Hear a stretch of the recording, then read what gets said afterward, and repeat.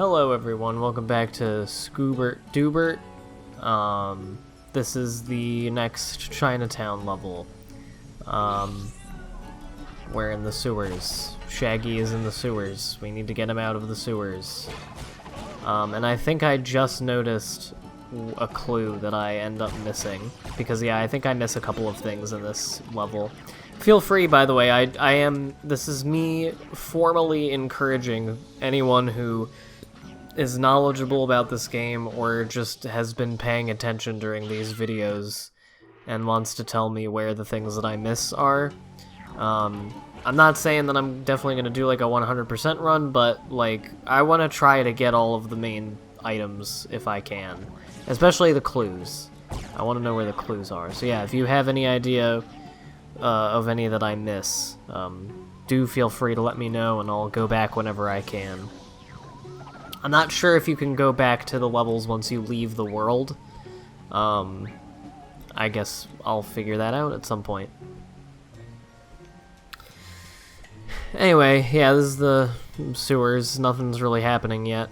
And yeah, I completely forgot to go to the right there. Well, then I know where one clue that I missed is.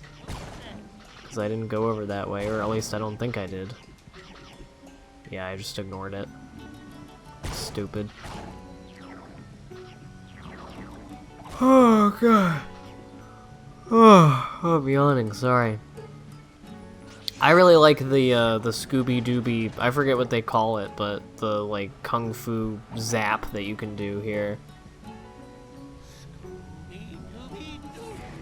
That was one of the things that was probably the most specific thing that I remembered from this game, from when I played it as a kid all the time. Of me, I remember the Chinatown levels and this costume specifically, and I remember really liking it. I remember the zap move, the Scooby-Dooby-Doo that he does. Scooby-Doo is one of the best cartoon character names of all time. Hanna-Barbera, they should be extremely proud of coming up with that name. Assuming that they did. I don't know if the Scooby-Doo character has any sort of history anywhere else, like, you know, if there was some older idea that it came out of. Kind of like how, I mean, not even like it's adapted from something, but even just like how SpongeBob was originally Sponge Boy and originally looked like a real sponge. I'm wondering what the first few iterations of Scooby-Doo and the Mystery Team were like. Or the Mystery Crew? Mystery Team? I forget what they're all called. The Mystery Teens? Who knows? Also, apologies for the scheduling on all of these videos being off lately. I don't really have much of an excuse other than that. It's difficult to, you know, set enough time aside when I have other stuff that I need to take care of at home and limited time in between going to work. I can't believe that I have to go to fucking work again tomorrow already. And it's like almost 5 o'clock, but I'm so tired and out of it because it's a rainy Sunday and I've just been sitting in the house and having a grand old time eating and just chilling out and not fucking walking around and asking people questions about elections. Yeah, I don't know if I explicitly said what I'm doing for work, and I don't want to offer that many details because it is election work and there are all sorts of FEC rules about especially saying stuff on the internet, but I mean, I'm not gonna like divulge anyone's voter information or anything, but yeah, essentially I'm temporarily doing work for same organization that I'd worked for earlier in the year, just doing local election work, surveying, so we're not fundraising, so my pay isn't tied to anything like that like it once was. So I'm being paid a flat rate, which is better than I was before. It's until the beginning of November, and I just go to people's houses, and if they're home, I ask them questions about who they're gonna vote for in this local election, and they tell me, and I put it in a tablet, and then I walk away. And the vast majority of the houses, no one talks to me because they're either not home or they see a guy with a vest and a tablet and they think that I'm trying to sell them some bullshit, so yeah. All I will say is, one thing that I inferred from my fundraising work and have confirmed now from the election work is that there are many women. I guess I can't extend this to the whole country or anything, but just where I am, that are hiding their politics from their husbands. Like, they're Democrats and their husbands are Republicans or Libertarians or Independents, and they're like, oh, don't tell my husband that I think that, because he disagrees and he's for this person. And it's like, oh, that sounds like a thing you guys gotta talk about. That was a weird, like, hop off the button there. And yeah, I'm sorry that I'm not really mentioning anything about the game, but it's, pretty straightforward stuff. Just, big water room and shifting platforms that you gotta press buttons to get onto. But it's fun enough. I like the Chinatown world. It might be my favorite, which sucks because it's like the first one. But I don't know. It's the only one that I've played through multiple times, because the rest of this game I, have only played through once when I did it recently.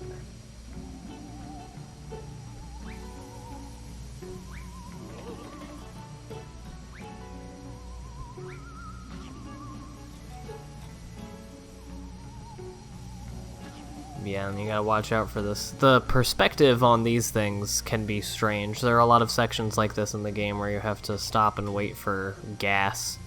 And it can very easily, like, line it up incorrectly and get hit by the gas, and it hurts you. It sucks.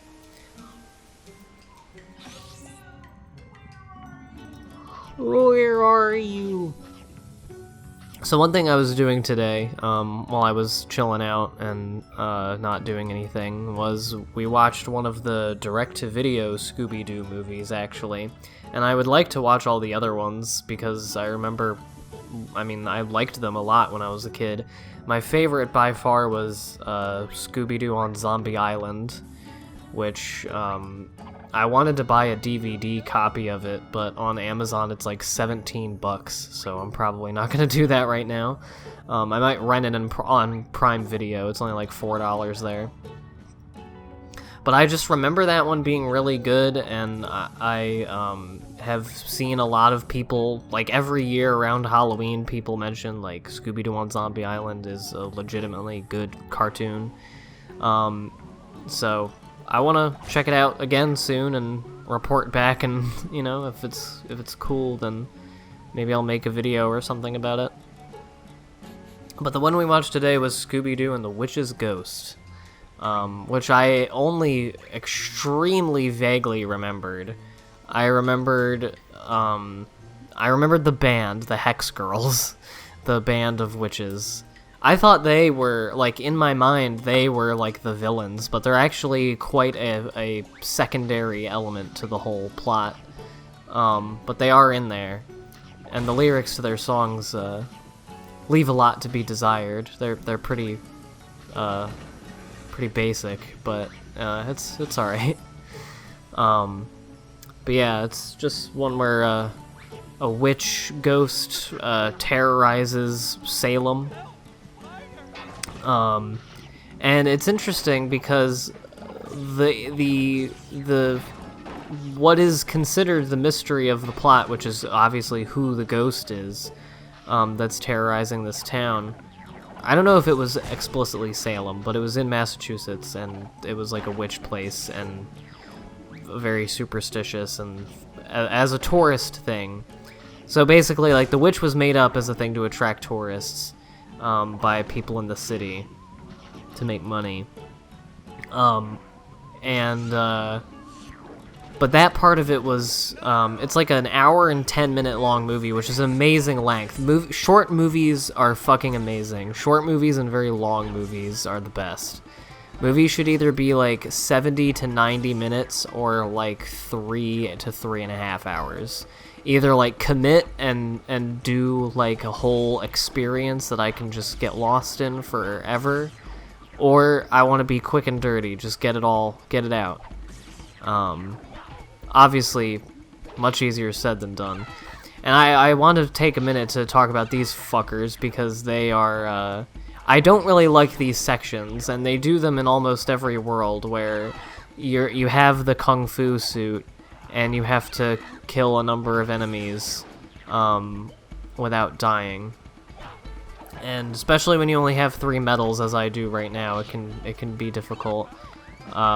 Especially when stuff like that, where the hitboxes of their attacks are very difficult to determine.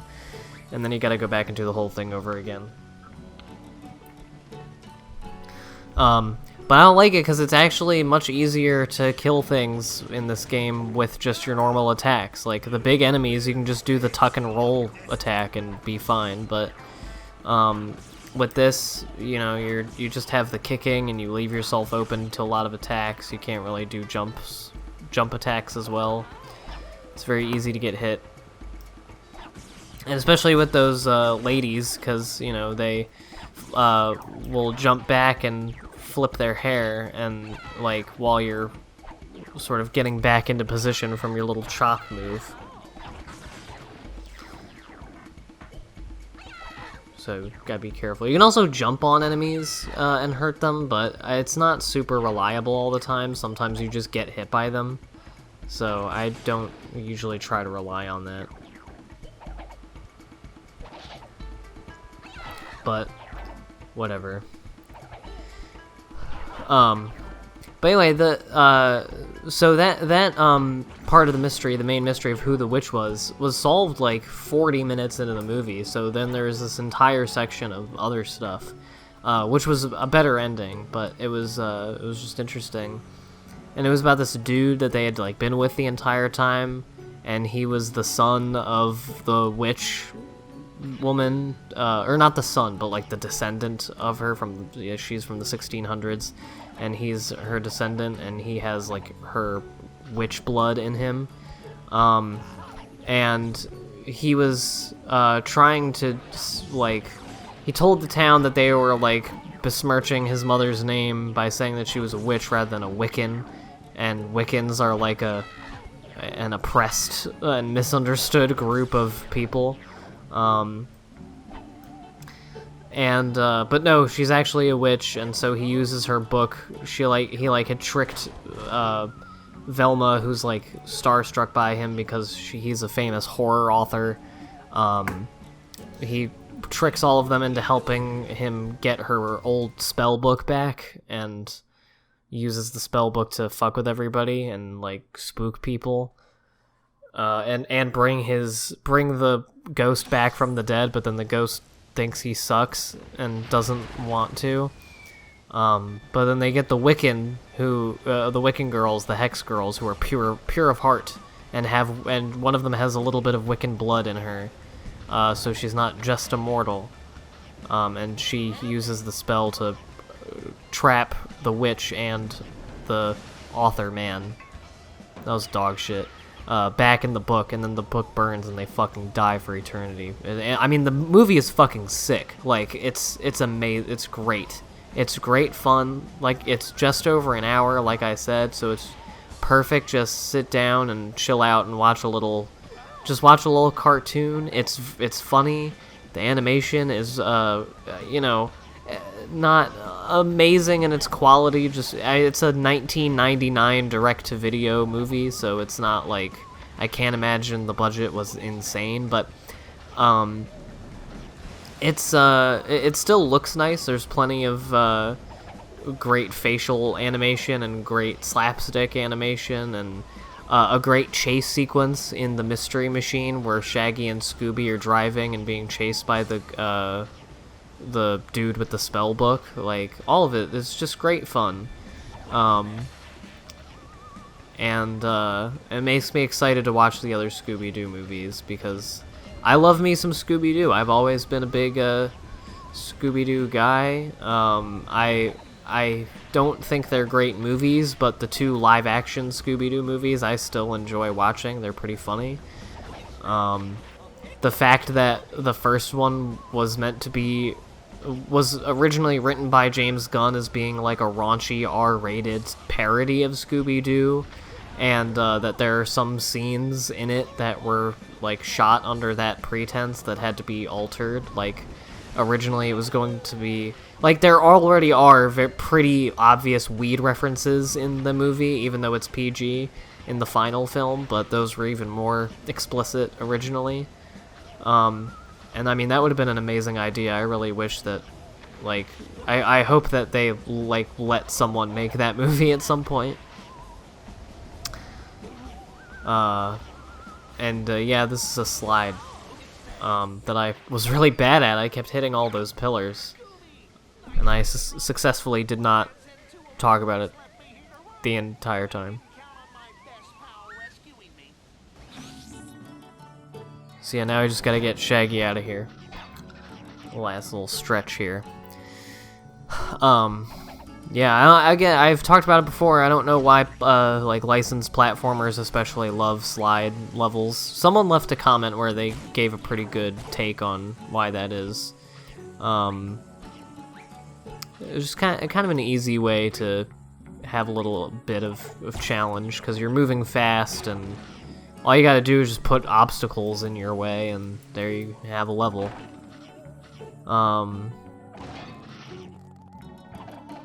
And yeah, there's sections like that in each of the worlds where there's there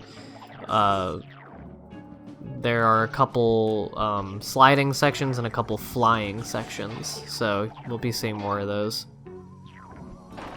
But anyway, the Witch's Ghost was interesting because, obviously, as I've said before, the sort of modus operandus of most Scooby-Doo stories. And man, I have an uncanny ability to start these kung fu, like, enemy barrages when I only have 1 hit point left, excuse me. Yeah, I'm dog shit. This is me looking around for a Scooby snack box because I, like, desperately don't want to just die immediately, but whatever.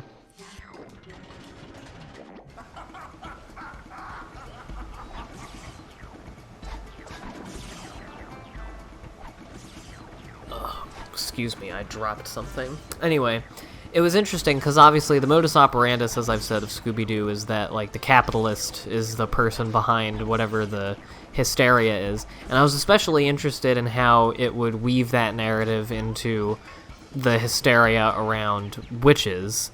And I thought it was interesting. I don't know all the sort of, like, ramifications of it story-wise, but I thought it was interesting that ultimately the existence of a, like, trapped, hateful witch, like, evil witch in the city was true, but the specific, like, haunting was, and, like, scaring of the town was done for capitalists. It was done for the tourism industry of the town.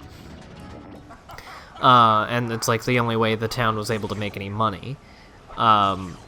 So that was proven to be a ruse, but the actual existence of the witch was confirmed. But the person who actually did, like, make it happen was someone who was not just in it for money, but who was in it for, like, control and power, but did it through magical means and through deception rather than through just like, special effects and profiteering, like, or, like, for the purpose of profit and through the use of special effects. Like, it was actually just deceiving and lying to people, actually being an evil, like, warlock descendant with magical powers, like, evil, dark magical powers, and only just wanting that power over people and not money.